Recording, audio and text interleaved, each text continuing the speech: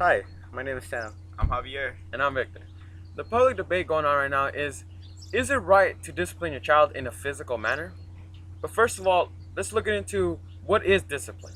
Disciplining your child means that you correct them when they act in an inappropriate way or in an indecent manner.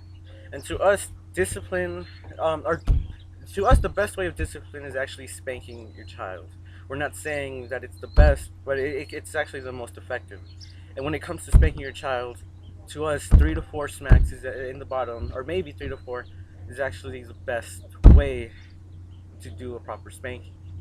And okay, but before you go ahead and spank your child, you should give them at least a warning, or try by telling them to go to their rooms for a timeout or something. And if that doesn't work, then you give them a warning and tell them that if they don't stop, you are going to spank them. So it's up to the child to stop, or they can continue doing what they're doing, but they have to realize that they're going to get spanked if they continue doing what they're doing. And by telling them what they did wrong and then showing them, what the punishment is, that way they know that you still love them, but you want them to end up doing the right thing. And ultimately, there's a lesson learned in all this. And that is what sets aside between discipline in spanking and abusing. Abusing would be if there's any physical marks left on the child after excessive force, such as bruising, if there's any bleedings or cuts used by the parent, to inflict pain on the child. That would be considered abuse and not discipline. And when you abuse a child, you do it for no apparent reason. Their abuse is it's either for your own satisfaction or for doing it because there's nothing better to do. And sometimes parents, they end up abusing their child because of some stress that they have in their life, and it's not necessarily the child's fault. So when the child does get abused, it messes with them mentally. And like we said before, if there is no reason to spank your child, to discipline them with physical force, and there should be no reason to touch your child that way.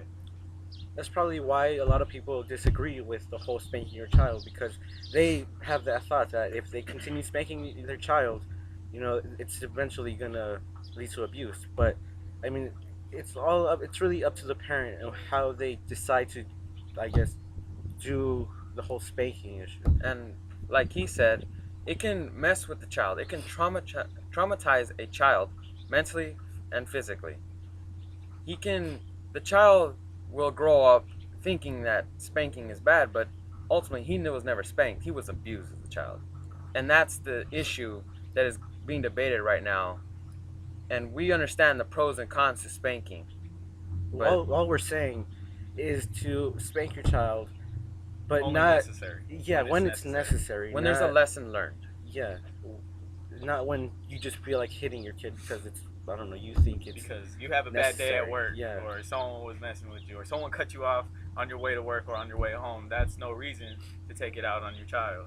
And we do believe it is your choice as a parent to see however fit punishment you want on your child, either if it's physical or non-physical. We should not let the judicial system decide how to raise our own children. Sure. And that's our point of view on spanking your child.